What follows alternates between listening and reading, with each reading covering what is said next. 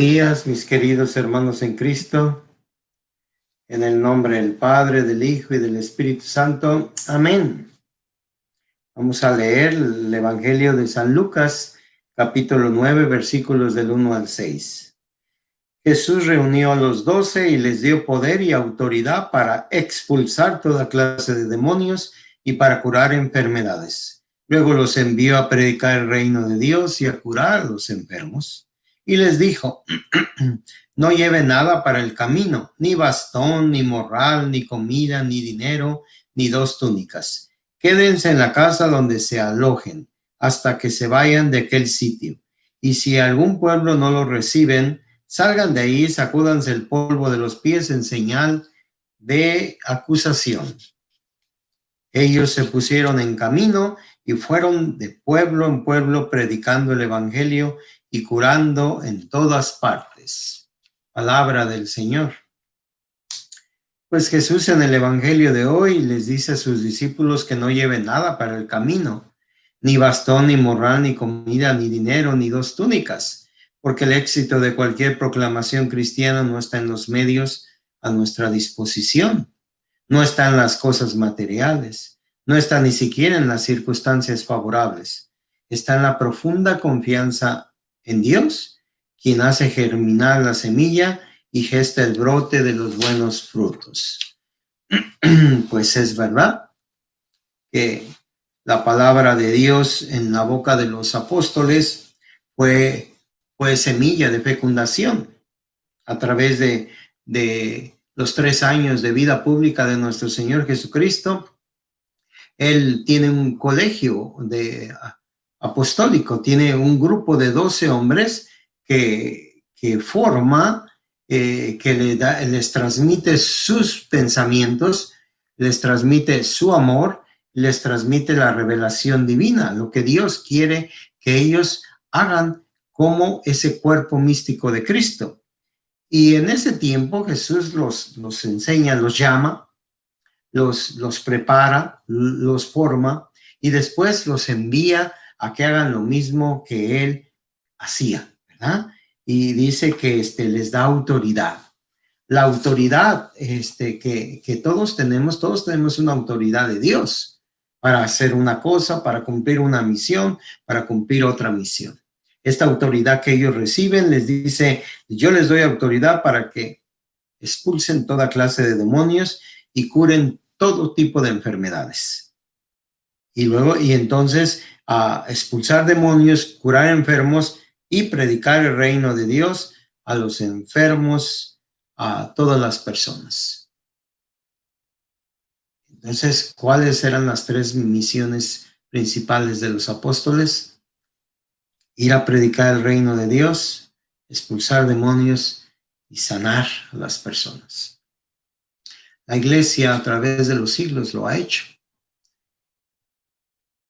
En ciertas áreas podemos notar un poquito que la predicación del evangelio se proclama, pero hay veces no se envía con la fuerza de Jesús, no se habla con la pasión de Jesús, no se habla con toda la verdad de Jesús, porque muchas veces los mismos predicadores son oprimidos, son reprimidos, tienen intereses.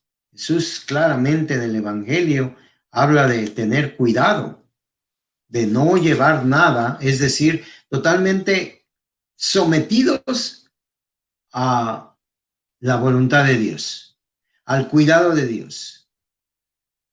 Que lo que ellos tienen que hacer, tienen que tener una dependencia hacia Dios. Porque si empiezan a confiar en los recursos naturales, entonces esta dependencia hacia Dios se empieza a alejar de ellos. Y es importante para un sacerdote, para un predicador, la total confianza, no poner en medio, no poner los medios como un fin, como un modo de satisfacción. Incluso dice lo que les dije hace ratito, ni siquiera la comodidad de que las personas que te están escuchando les va a ser grato lo que les digas.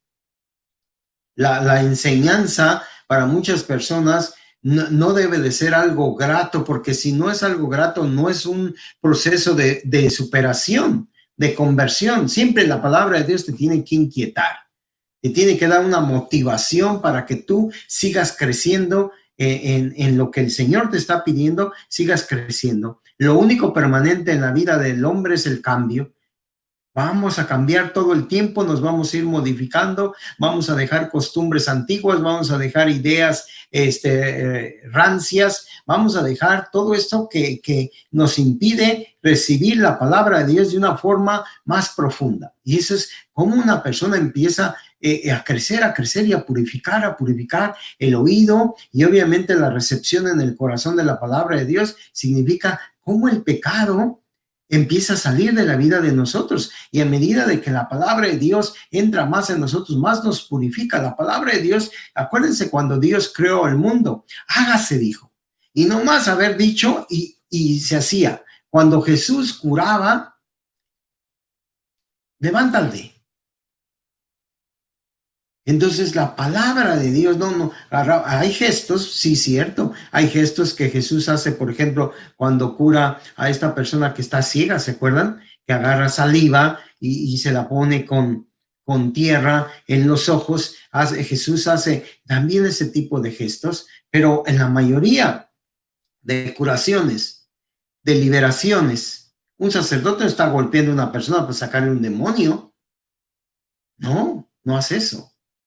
Una predicación no necesitas gritarle a la gente, me refiero a gritarle con palabras antisonantes, no que levantes la voz siempre es parte de la predicación, ¿verdad? Una predicación adormilada, sentada en la silla, pues es diferente a una predicación, por ejemplo, las de Juan Pablo II, llenas de entusiasmo, llenas de esperanza, llenas de poder, ¿verdad? Entonces la predicación es fundamental. Hay que predicarle primero a la persona para que el corazón empiece a ser más receptivo a lo que Dios quiere que nosotros cambiemos, que Dios quiere que nosotros mejoremos. Hoy es el día 23 del mes de septiembre, es la fiesta de San Pío de Pietrelcina.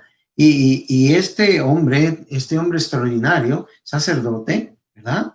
Que vive siglo pasado y es canonizado. Él era un gran confesor, ¿verdad? Extraordinario confesor, con dones grandísimos de liberación cuando las personas se iban a confesar. Tenía grandes dones, y uno de sus dones era la liberación. Está estigmado, tiene los estigmas de nuestro Señor Jesucristo. Él sufre intensamente. Desde el momento en que él está, el Señor lo estigmatiza, él empieza a sufrir muchísimo. Toda su vida de él, desde ese momento, es sufrimiento. ¿Y por qué razón? ¿Por qué razón sufrió tanto? Porque amaba mucho.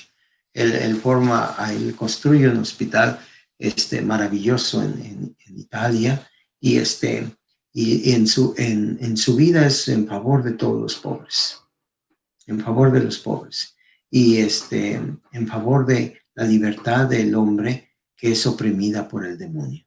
Entonces, nosotros, la iglesia, dicen, la iglesia ya no saca demonios, la iglesia ya no cree en demonios. Sí, seguimos creyendo en los demonios, sí existe el diablo, sí existe, y existen demonios, sí, y existen posesos, sí. Lo que pasa es que muchas de las cosas que podemos entender es que el demonio no necesita hacer tanto ruido para ganar tu alma. Al Padre Pío lo golpeaba. ¿Tú crees que necesita golpearte a ti o a mí para ganar mi alma? Si uno está metido en el pecado, en la mentira, en la soberbia, en el orgullo, en la vanidad, en que ya soy demasiado bueno, ya no necesito cambiar. ¿Ah? ¿Tú crees que necesita él hacer un acto de estos? No. ¿Tú crees que necesita metérsele a los narcotraficantes, a los políticos corruptos, a los depredadores, a los asesinos y violadores? los violentos, a los degenerados? ¿Tú crees? ¿A los viciosos? ¿Tú crees que se necesita meter y hacer algo escandaloso? Que nos revolquemos nosotros y estemos convulsionados porque el demonio nos ataca de esa forma. No necesita hacerlo. Desgraciadamente ya no. Porque nosotros hemos abierto las puertas al demonio. Por eso necesitamos la predicación.